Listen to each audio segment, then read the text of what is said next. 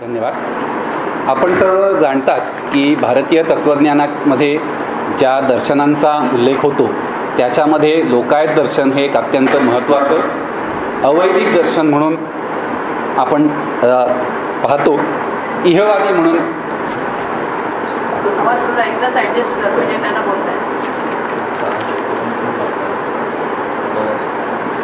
इहवादी दर्शन म्हणून आपण त्या सगळ्या परिचित आहे.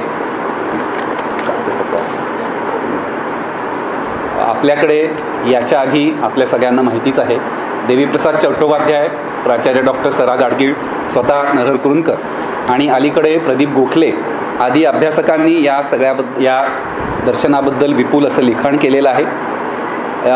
डॉक्टर उदय कुमठेकर हे भारतीय तत्त्वज्ञानाचे गाढे अभ्यासक म्हणून आपल्या सगळ्यांनाच ज्ञात आहे आणि या कार्यक्रमाचं स्वरूप थोडक्यात मी विशद करतो. आजचा विषय लोकायत प्रचलित मान्यता असा आहे. डॉक्टर कुमठेकर सरांचं लोकायत दर्शनाबद्दलचं जे म्हणणं आहे ते आत्तापर्यंत जी सगळी मांडणी झालेली आहे त्याच्यापेक्षा बऱ्याच अंशी वेगळं आहे. त्यामुळे पहिल्या व्याख्यानामध्ये एका अर्थाने ते पूर्वपक्ष मांडतील. आत्ता प्रचलित अशा मान्यता काय आहेत त्या ते विशद करणार आहेत आणि उद्याच्या व्याख्यानामध्ये एका अर्थाने तो उत्तर पक्ष असेल. तिथे लोकायत वास्तव दर्शन हे त्यांचं त्याच्याबद्दलचं जे म्हणणं आहे ते आपल्यासमोर मांडणार आहे. या प्रास्ताविकानंतर मी आजच्या आपल्या वक्त्यांच्या परिचयाकडे वळतो. दोन वेगवेगळ्या विषयांमध्ये त्यांचा अधिकार आणि व्यासंग आहे. एक म्हणजे वाणिज्य आणि दुसरा म्हणजे प्राचीन भारतीय तत्त्वज्ञान. बँक ऑफ बरोडा या राष्ट्रीयकृत बँकेमध्ये बरीच वर्ष सेवा बजावल्यानंतर मॅनेजर पदावरनं त्यांनी स्वेच्छानिवृत्ती घेतली आणि त्याच्यानंतर अनेक वाणिज्य आणि व्यवस्थापनशास्त्र विषयक संस्थांमध्ये अध्यापक, अभ्यागत अध्यापक, संचालक आदी पदांवर त्यांनी काम केलेलं आहे.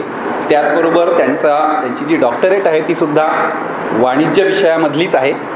आणि दुसरा त्यांचा विषय अर्थातच आजच्याशी संबंधात म्हणजे प्राचीन भारतीय तत्त्वज्ञानाचा आहे. नांदेडच्या सुप्रसिद्ध संस्कृत पाठशाळेत त्यांनी पारंपरिक पद्धतीने संस्कृतचं अध्ययन केलेलं आहे. या तत्त्वज्ञानाच्या विषयावर त्यांनी विपुल लेखन केलेलं आहे. षडदर्शनं जी आहेत वैदिक त्याच्यावरतीचे जे स्वतंत्र 6 ग्रंथ हे पुण्यातील नामवंत प्रकाशन संस्था प्रसाद प्रकाशननी प्रकाशित केलेले आहे. जैन दर्शनावरचा ग्रंथसुद्धा प्रकाशित झालेला आहे. बौद्ध आणि चार्वाक दर्शनावर, लोकायत दर्शनावरचे ग्रंथ आता लवकरच प्रकाशनाच्या ह्या वाटेवर आहेत. तत्त्वज्ञान या विषयावर त्यांनी अर्थातच मगाशी सांगितल्याप्रमाणे विपुल लेखन केलेलं आहे. त्यांच्या एका पुस्तकाला महाराष्ट्रातील सुप्रसिद्ध तत्त्वज्ञ प्राध्यापक मेघश्याम पुंडलिक रेगे यांची प्रस्तावना लाभलेली आहे. त्याचबरोबर महाराष्ट्र तत्त्वज्ञान परिषद ही जी महाराष्ट्रातली तत्त्वज्ञानाच्या अभ्यासाला वाहिलेली एका अर्थाने शिखर संस्था आहे त्याच्या वेगवेगळ्या कार्यक्रमांमध्ये ते सक्रिय त्यांचा सहभाग असतो. तसंच पाँडिचेरीच्या महर्षी अरविंद आश्रमाच्या वेगवेगळ्या कार्यक्रमांमध्ये सुद्धा त्यांचा सक्रिय सहभाग असतो. महाराष्ट्रभर ते षडदर्शनं आणि त्याच्याशी संबंधित जे विषय आहेत त्याबद्दल त्यांनी अनेक वेळेला व्याख्यानं दिलेली आहेत. हा असा साधारणपणे त्यांचा काहीसा त्रोटक वाटेल असा परिचय देऊन मी फारसा आपला वेळ घेत नाही. मी आदरणीय कुमठेकर सरांना अशी विनंती करतो की त्यांनी लोकायत प्रचलित मान्यता या विषयावर आपली मांडणी करावी. धन्यवाद.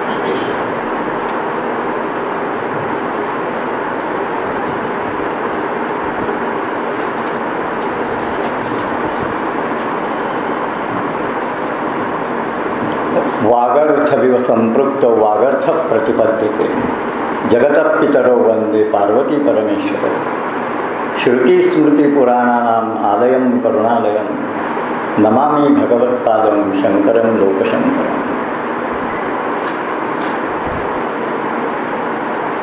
गुरुवर्य नरहर कुरुंदकर सरांच्या स्मृतीला वंदन करून आजचा हा जो विषय आहे लोकायत दर्शन, लोकायत प्रचलित मान्यता आणि वास्तव दर्शन असे 2 वेगवेगळे विषय मी स्वतःच सुचवले.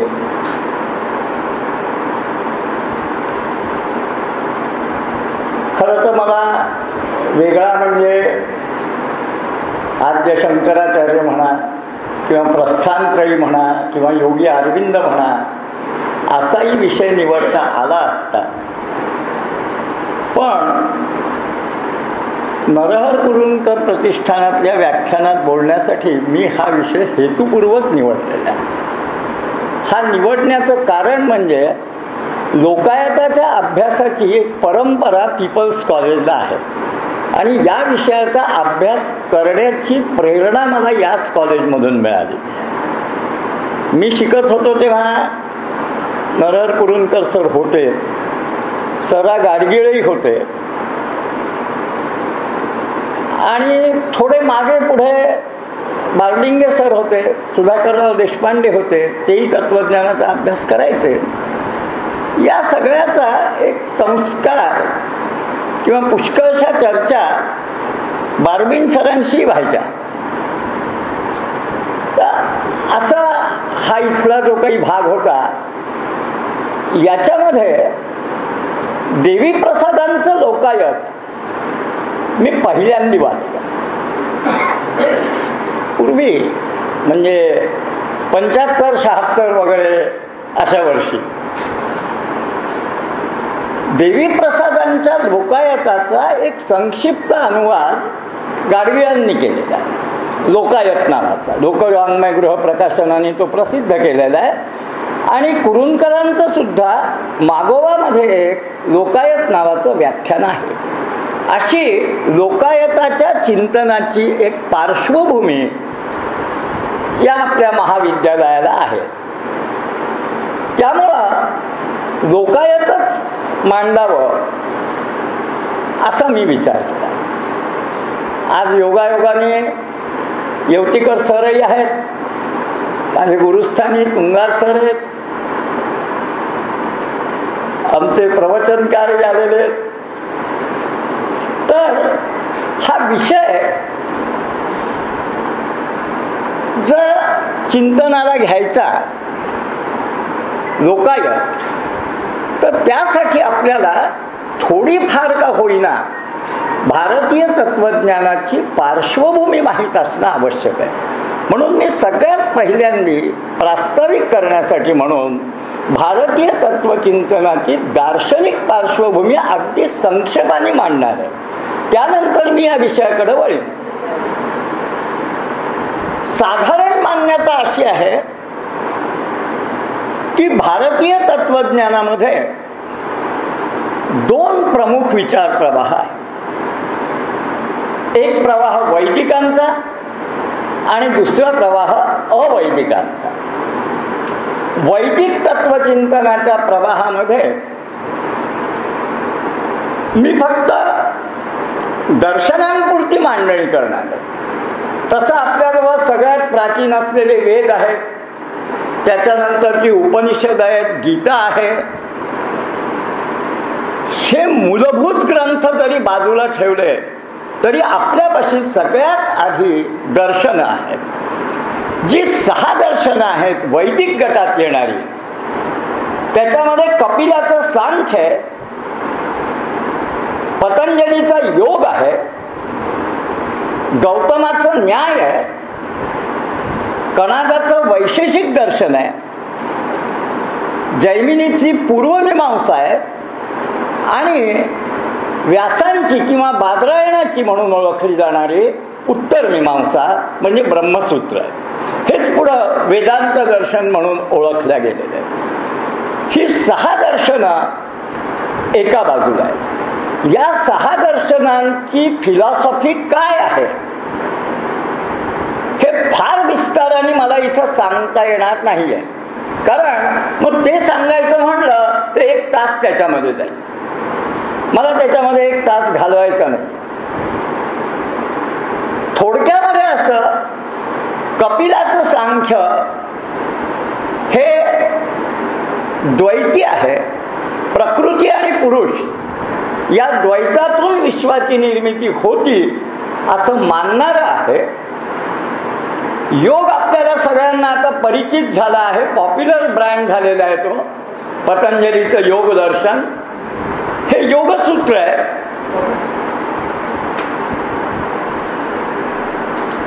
गौतमाचं न्याय दर्शन हे तर्कशास्त्र आहे. कणादाचं वैशेषिक दर्शन हे आजच्या भाषेत मांडायचं झालं फिजिक्स आहे. अणुवादाची मांडणी केलेली आहे.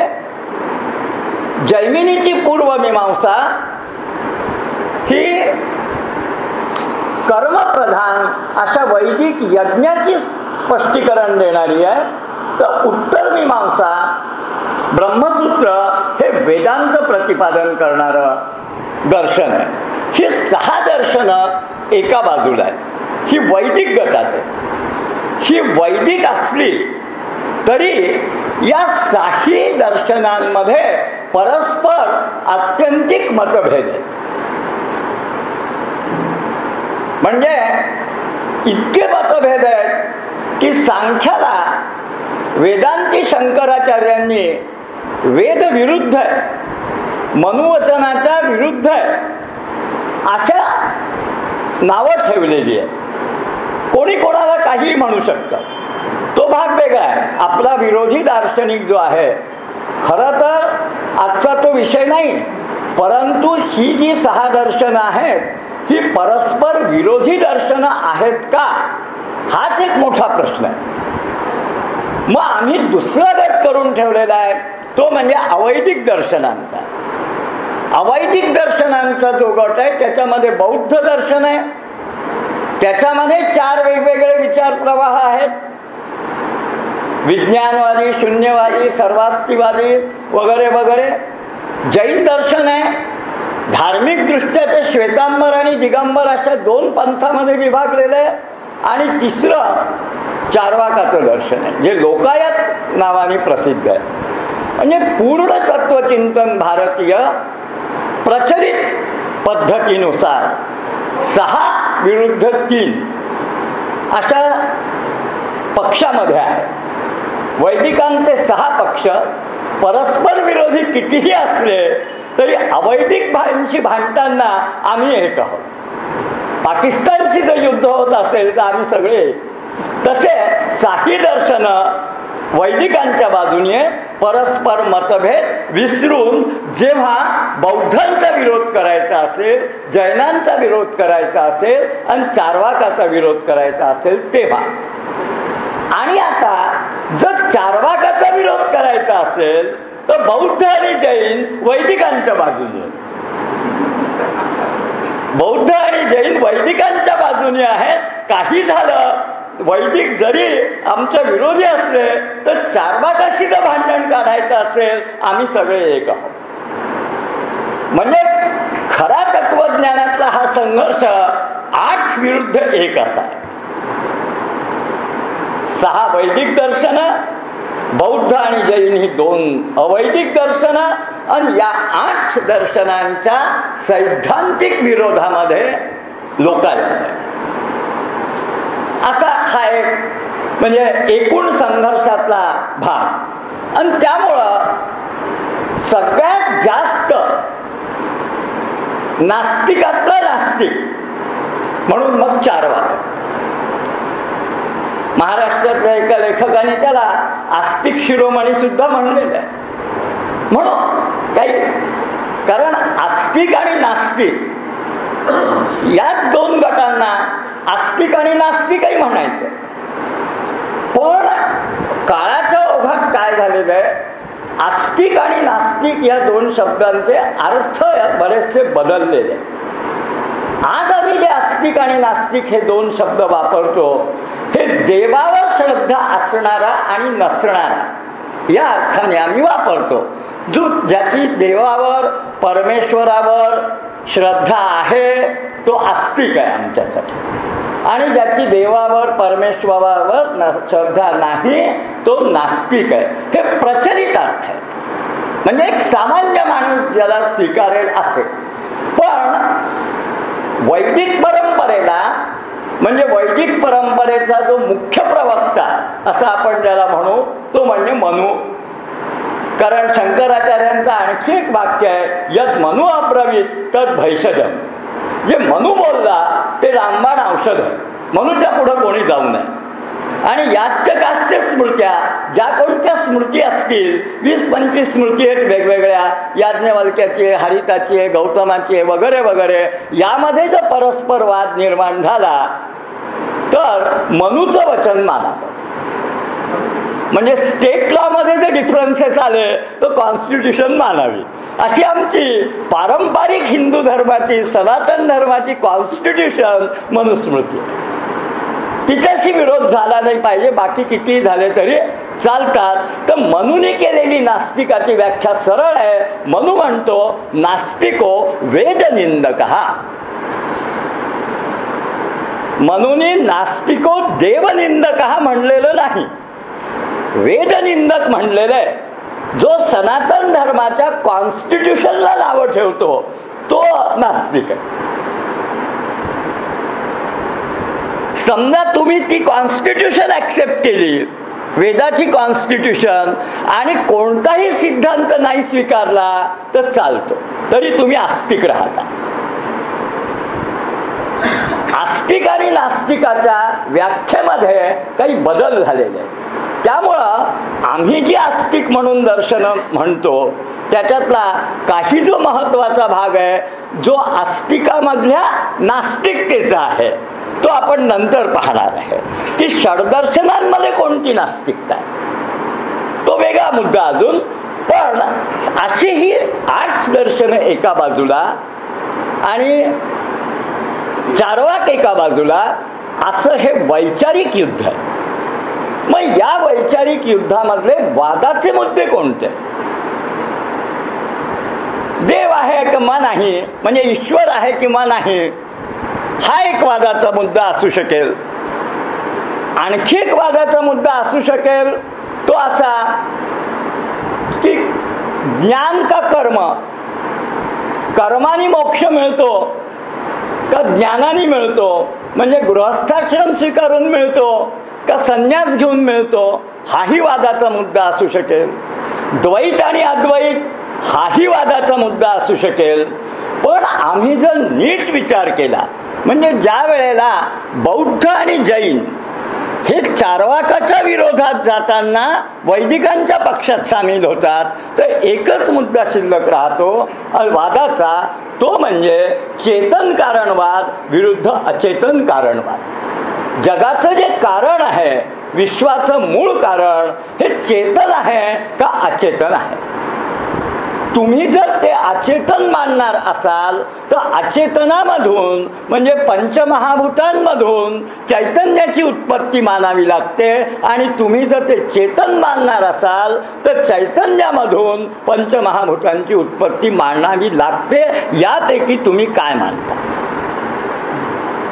चेतन विरुद्ध अचेतन हा सगळ्यात महत्वाचा वादाचा मुद्दा आहे. अनेक वादाचे मुद्दे आहेत, सगळ्यांची चर्चा मला इथं करायची नाही आहे. तर या दोन्हीमध्ये म्हणजे आणखी काही मुद्दे जसा चेतन कारणवादाशी निगडीत असलेला मुद्दा मोक्षाचा आहे किंवा निर्वाणाचा आहे, की तुम्ही जर चेतन कारणवादी असाल तर आत्म्याला किंवा जे काही तुमच्या शरीरात आहे त्या चैतन्याला निर्वाण किंवा मोक्ष प्राप्त होऊ शकतो, याच्या शक्यता आहे, हे तुम्हाला मानावं लागतं. बौद्ध आणि जैन ही दोन्ही दर्शनं जरी अवैदिक असली तरी ती मोक्षवादी आहेत. बौद्ध परंपरा सुद्धा मोक्ष किंवा निर्वाण मानणारी आहे आणि जैन परंपरा सुद्धा मोक्ष मानणारी आहे. सर्वांना मोक्ष हवा आहे. आणि प्राचीन भारतीय तत्वचिंतनामधला सगळ्यात आणखा महत्वाचा मुद्दा आहे की तुमच्या तत्वज्ञानाने मोक्ष मिळेल का नाही. चार्वाक मोक्षाची शक्यता मुद्दलीच रद्दबादल ठरवणार आहे. त्यामुळं बौद्ध आणि जैन दोघं वैदिकांच्या बाजूने, कारण कसे का असेना ते मोक्ष मानतात. मृत्यूनंतर जी गती मिळणार आहे ही गती आहे हे मानणारे आहेत. भगवान बुद्ध हा जरी अनात्मवादी असला तरी तो पुनर्जन्म स्वीकारणार आहे. स्कंधात्मक देहाचा का होईना तो पुनर्जन्म मानतो. तो आत्मा मानत नसेल पण स्कंद मानतो, किंवा आलय विज्ञान मानतात विज्ञानवादी बौद्ध, आणि या आलय विज्ञानाचा जन्म होतो. आलय विज्ञान माना का सांख्यांसारखं लिंग शरीर माना किंवा वेदांतासारखा आत्मा माना, काहीही माना, कशाचा तरी पुनर्जन्म सगळे मानतात. फक्त एक चार्वाक आहे जो हा पुनर्जन्माची शक्यता सुद्धा फेटाळून लावतो. आता असा हा चार्वाक 8 विरुद्ध 1 ही वैचारिक पाठीमागची पार्श्वभूमी थोडक्यामध्ये लक्षात घेऊन आपण आपल्या मूळ विषयाकडे वळूया. हे जे शास्त्र आहे, मी याला शास्त्र म्हणतो, मी याला दर्शनच म्हणतो, मत म्हणत नाही. आणि परंपरा सुद्धा याला दर्शन मानते. दर्शन एक प्रकारची फिलॉसॉफी पेक्षा सुद्धा काही जास्त कदाचित. जे दिसतं ते दर्शन, ज्याचा साक्षात्कार होऊ शकतो ते दर्शन. आणि म्हणून प्रत्येक दर्शनाचा सिद्धांत प्रवर्तक हा त्या दर्शनाचा द्रष्टा आहे. आमच्या इथं फिलॉसॉफर्स नाहीत भारतीय परंपरेत. भारतीय परंपरेत तत्वज्ञानाचे द्रष्टे, वेदांच्या सुक्तांचे ऋषी हे त्या मंत्राचे द्रष्टे आहेत. त्यांना ते दिसले, त्यांनी ते कन्स्ट्रक्ट केले नाही, त्यांना ती रचना केलेली नाही. कुराण जसं मोहम्मदाला उतरलं तसे हे सगळे ऋचा आम्हाला उतरलेले आहेत, एक उदाहरण म्हणून. तर अशीच ही दर्शन आहे. एक सहज गंमत म्हणून सांगतो की दर्शनाची, दर्शनकाराची किंवा प्रवर्तकाची आपल्या विचारावर एक निष्ठा असायची. आज आम्ही जर फिलॉसॉफर असू तर केवळ आपण एखादं पुस्तक लिहितो किंवा एखादं मत इकडून प्रतिपादन करतो किंवा तिकडून प्रतिपादन करतो म्हणून आम्ही फिलॉसॉफर असतो. कणादाचं एक उदाहरण आहे. कणाद हा वैशेषिक दर्शनाचा प्रवर्तक आहे. तसं वैशेषिक दर्शनाचं पहिलं सूत्र आहे धर्म व्याख्यास्यामः. मी धर्माची व्याख्या करतो. आणि दुसऱ्या वाक्यात त्यांनी सांगितलेलं आहे यतो अभ्युदय निश्चयस हेतू यस्स धर्म. अभ्युदय आणि निश्चयस, इहलौकिक कल्याण आणि पारलौकिक कल्याण ज्यानी होतं तो धर्म. तिसऱ्या वाक्यात तो द्रव्य गुण कर्म सांगतो.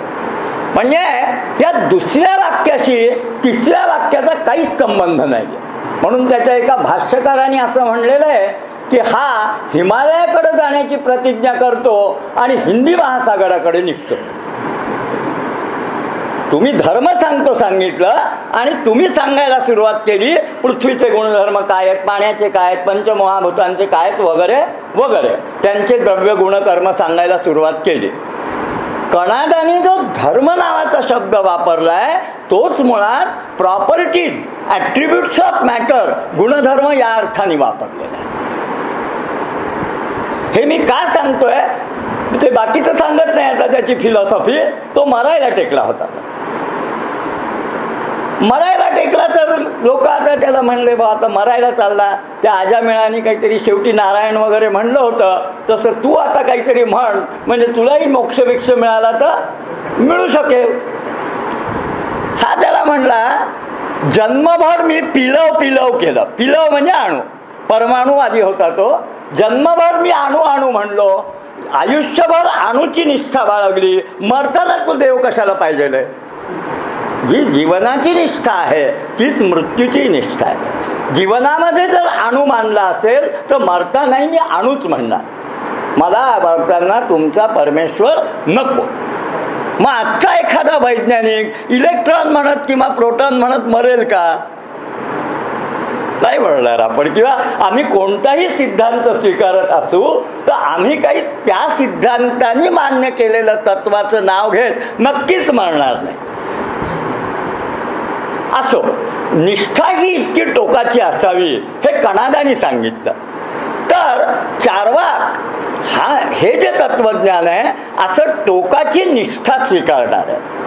मग या निष्ठेच्या आड जे येतं ते त्याज्य राहील. मग असा या चार्वाकाची 3 नावं आहेत. या दर्शनाची नावं 3 आहेत.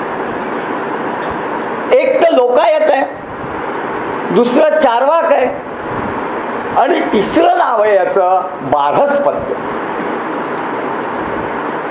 तिन्ही नावं वेगवेगळ्या अर्थाची आहे. या दर्शनाचा मूळ प्रवर्तक बृहस्पती. पहा आता इथे कसा पॅराडॉक्स आहे. अवैदिक दर्शन मानलं गेलेलं, कुठल्याही प्रकारची निष्ठा न बाळगणारं असं आम्ही समजतोय, मी प्रचलित मान्यता सांगतोय. आणि अशा दर्शनाचा करता बृहस्पती आहे. आणि हा बृहस्पती परंपराच आपल्याला सांगते की हा देवांचा गुरु आहे.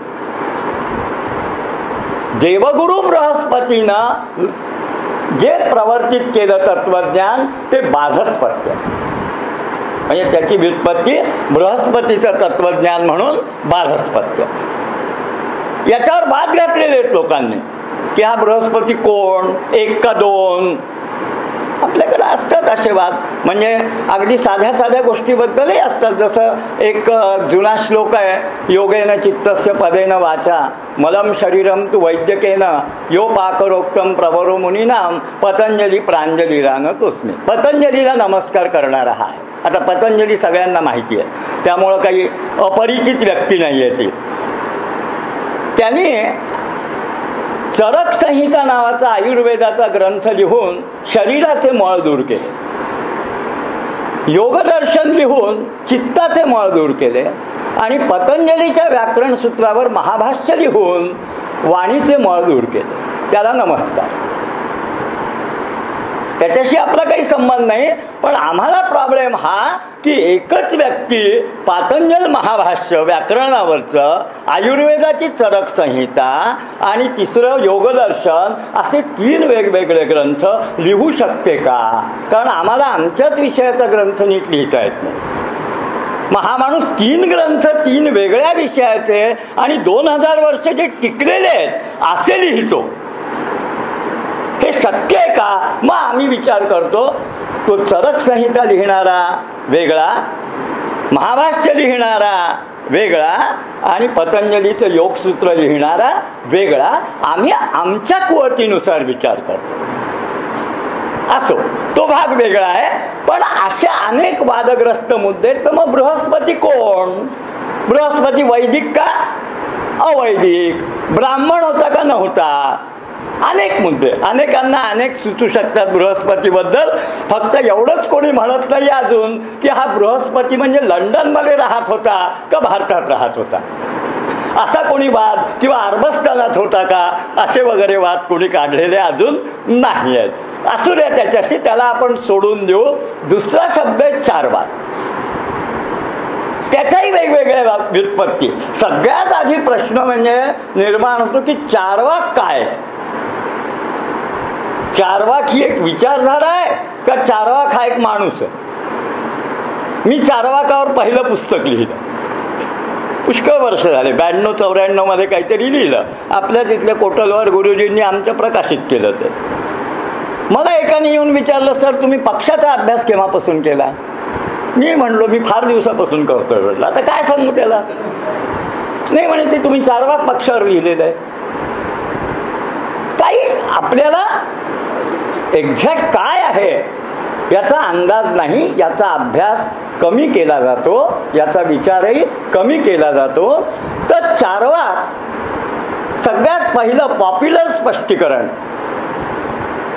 चर्व म्हणजे चरवण करणे, रवंथ करणे, खाणे पिणे, खा प्या मजा करा असं शिकवतो म्हणून चार्वाक. सोपं स्पष्टीकरण. दुसरं स्पष्टीकरण चारू वाक. चारू म्हणजे चांगली, वाक म्हणजे वाणी.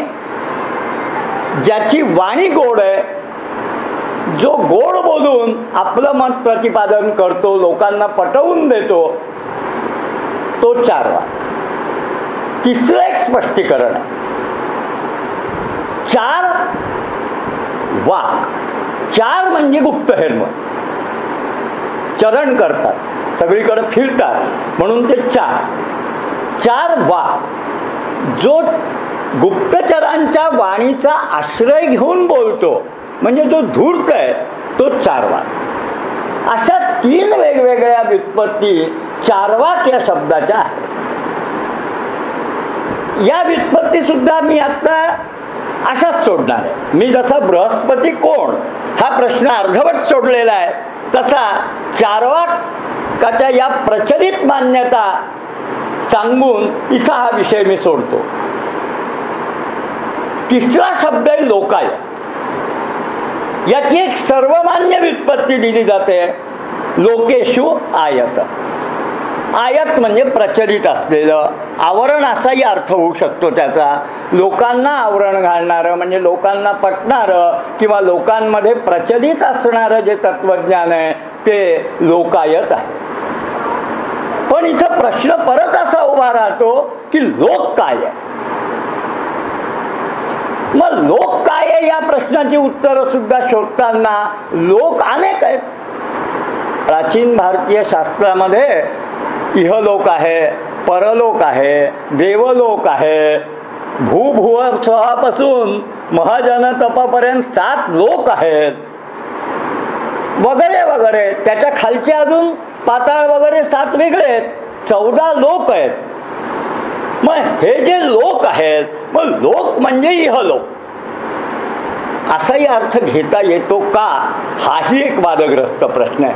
पण चला आपण असं मान्य करू किंवा मान्य केलं जातं की चार्वाक हा मोक्ष मानत नाही, आत्मा मानत नाही वगैरे वगैरे, म्हणून तो इहलोकवादी आहे, इहलोक मानणारा आहे.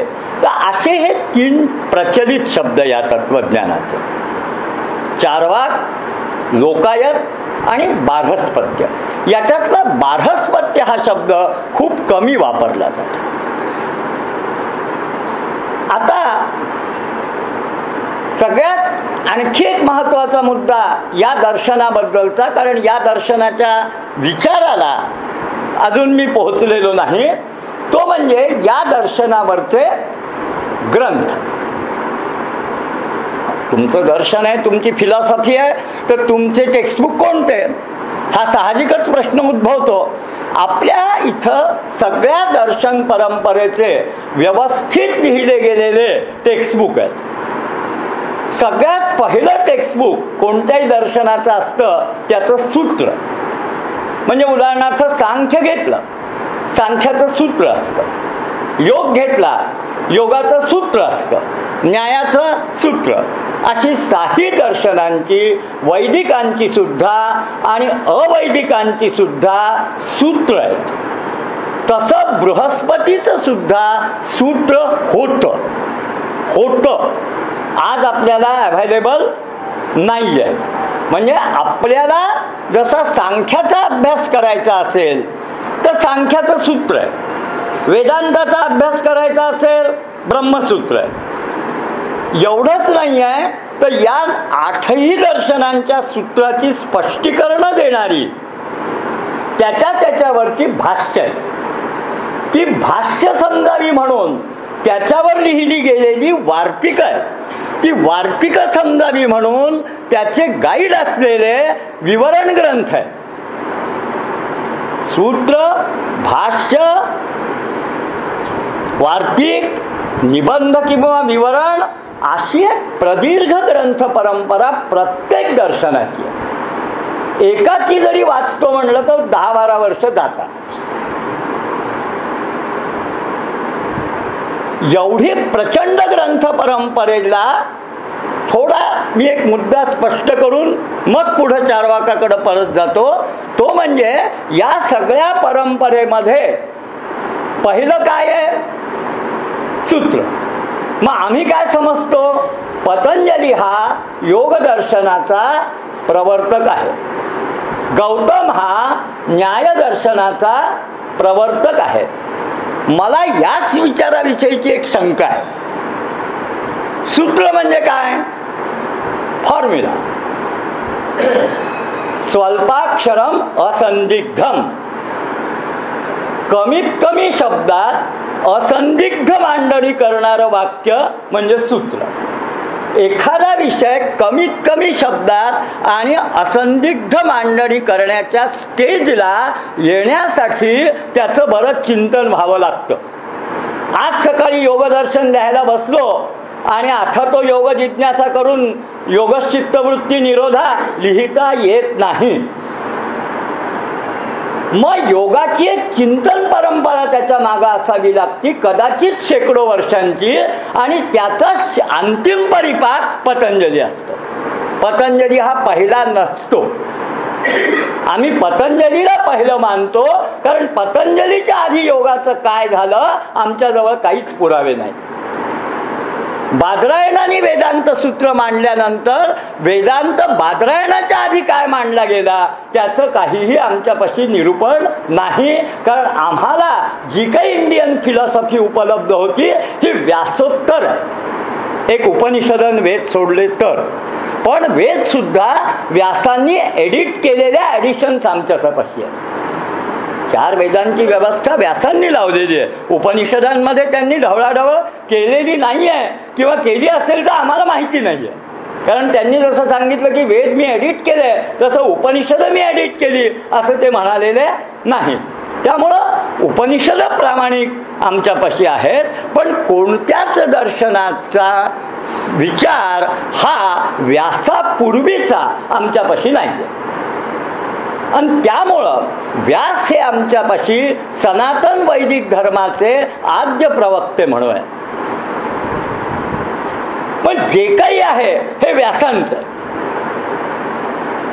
यामध्ये ही 6 आणि 3 9 दर्शन आहेत, व्यासोत्तर काळातली आहेत. आणि व्यासानंतरच्या काळातली ही जी 9 दर्शन आहेत त्याच्यामधला चार्वाक आम्ही अवैदिक समजतोय.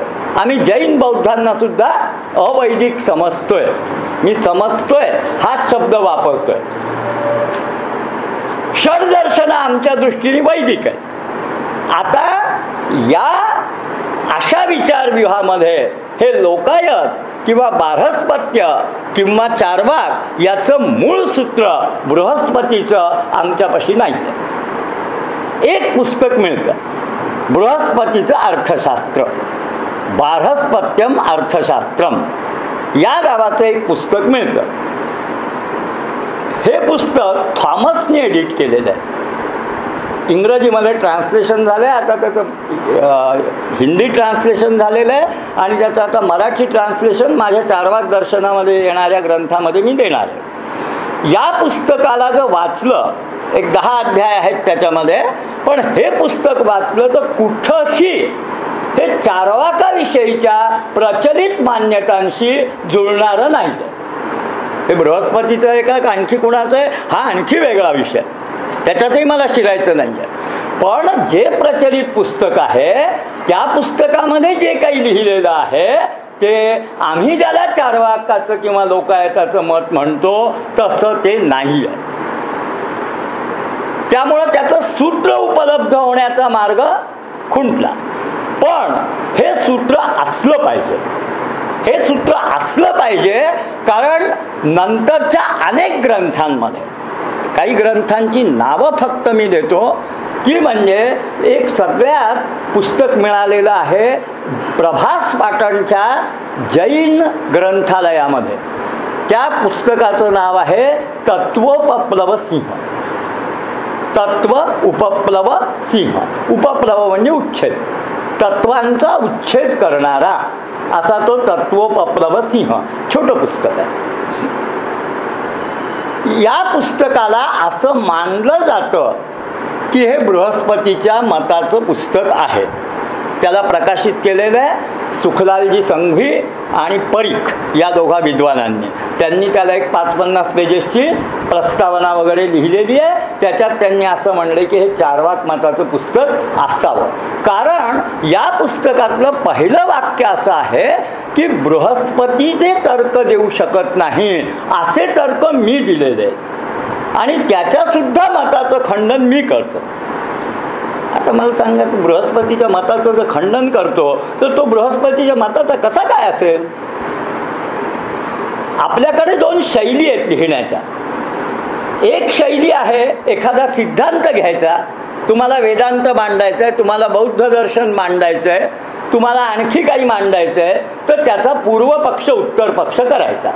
म्हणजे मी जर वेदांती असेल तर मी वेदांताचा सिद्धांत पक्ष मांडायचा आणि बाकीच्या 8 दर्शनांचा पूर्व पक्ष मांडायचा आणि माझा उत्तर पक्ष मांडायचा. असं कोणीही करू शकतं.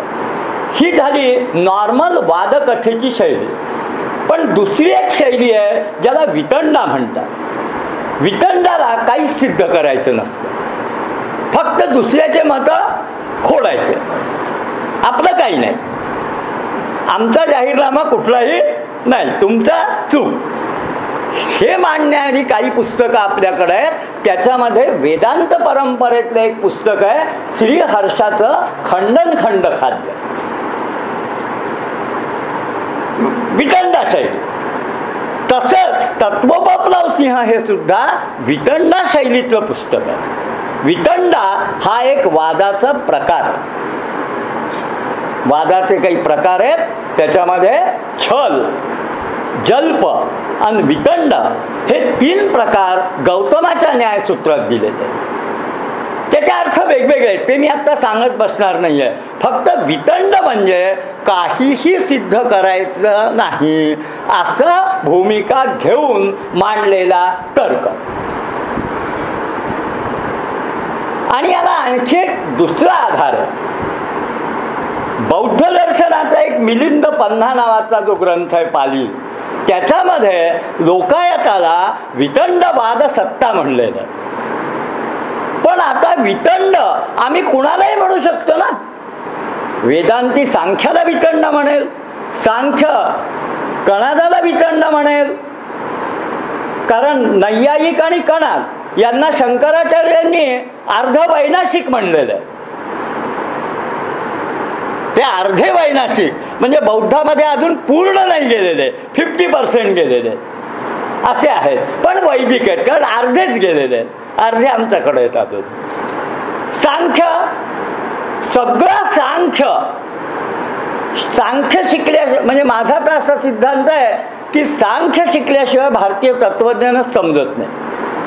भारतीय तत्वज्ञान जर समजून घ्यायचं असेल तर माणसाने सांख्य अभ्यासावं सुरुवातीला, प्राथमिक स्थळी. उदाहरण म्हणून सांगतो, गौतम बुद्ध ज्या वेळेला घरदार सोडून गेला संन्यास वगैरे घेऊन, त्यावेळेला त्यांनी 6 वर्ष आराड कोलाम नावाच्या एका आचार्याच्या आश्रमामध्ये 6 वर्ष सांख्याचा अभ्यास केला. गौतम बुद्धाला सांख्याचा अभ्यास करायला 6 वर्ष लागली. आपल्याला किती लागतील माहिती नाही. सांख्य नीट समजल्याशिवाय भारतीय तत्वज्ञान समजत नाही असं प्राचीन काळापासून मान्यता आहे. पुन्हा सांख्यामध्येही मला शिरायचं नाहीये, पण सांख्याला शंकराचार्य वेदविरुद्ध म्हणतात, वेदानुसारी मनुवचन विरुद्ध म्हणतात. त्यांना वेदांत मांडायचा आहे. मग समजा बौद्ध दर्शनाचं एखादं पुस्तक जर लोकायताला वितंड म्हणत असेल तर ते तितकं सिरियसली घ्यायचं का, हा प्रश्न आहे. म्हणजे कुठला तरी एक शब्द घ्यायचा, म्हणजे आम्ही सांख्यातला एक शब्द, शंकराचार्यांमधला एक शब्द घेतला की सांख्य हे वेदविरुद्ध आहे, पण परंपरा सांगते की तो कपिल हा कर्दम प्रजापतीन देवहूतीचा मुलगा आणि भागवतात यांनी आपल्या आईला तत्वज्ञान सांगितलं. मग हा जर अवैदिक आहे तर त्या भागवताचं तत्वज्ञान सांगायला तो कशाला गेला भागवतात? ते व्यासाने लिहिलं असतं का मग त्याच्यामध्ये? अनेक असे प्रश्न. त्यामुळे असे जे रिमार्क मारलेले असतात हे फारसे सिरियसली घ्यायचे नसतात. त्यामुळं मिलिंद पन्हाने जर लोकायताला वितंडवाद सत्ता म्हणलं तर त्याचा तर्क तुम्ही फेटाळू शकत नव्हता, एवढाच त्याचा अर्थ. याच्या पलीकडं, कारण एखाद्याचा तर्क जर आपल्याला पटत नसेल तर आपण त्याला कुतर्की म्हणतो आणि त्याला काही समजूत नाही असं म्हणतो आपण. हा कॉमन भाग आहे. तर असं हे जे चारवाक मत आहे या चार्वाक मताची आमच्याजवळ सूत्र नाही. मी तुम्हाला सांगत होतो तो मुद्दा हा की त्याचे ग्रंथ उपलब्ध नाही. पण याची सूत्राचा जो तत्वपप्लव सिंह नावाचा ग्रंथ आहे त्याच्यात 5-6 सूत्रांचं कोटेशन आलेलं आहे. तत्वपप्लव सिंहाने खंडन करण्यासाठी म्हणून बृहस्पतीची काही सूत्र सांगितलेली आहे. बृहस्पतीच्या काही सूत्राचं कोटेशन गौतमाच्या न्यायसूत्रावरच्या वात्स्यायनाच्या भाष्यात आहे. काही सूत्राचं कोटेशन आद्य शंकराचार्यांच्या ब्रह्मसूत्र भाष्यात आहे. काही सूत्रांचं कोटेशन वात्स्यायनाच्या कामसूत्रात आहे. काही सूत्रांचं कोटेशन त्या तत्वपप्लव सिंहात आहे. आणि काही सूत्राचं कोटेशन बौद्ध परंपरेमधला एक तत्वसंग्रह नावाचा ग्रंथ आहे, शांत रक्षित नावाच्या भिक्षूचा, त्याच्यावर कमलशिलाची पंजिका आहे, या पुस्तकात. हे सूत्राचे फ्रॅगमेंट्स, सूत्राचे तुटक संदर्भ उपलब्ध होण्याचे सोर्सेस आहेत. कौटिल्याच्या अर्थशास्त्रात कुठं थोडासा सुटा उल्लेख आहे. या व्याख्यानाचा भाग 2 आमच्या YouTube चॅनलवर उपलब्ध आहे.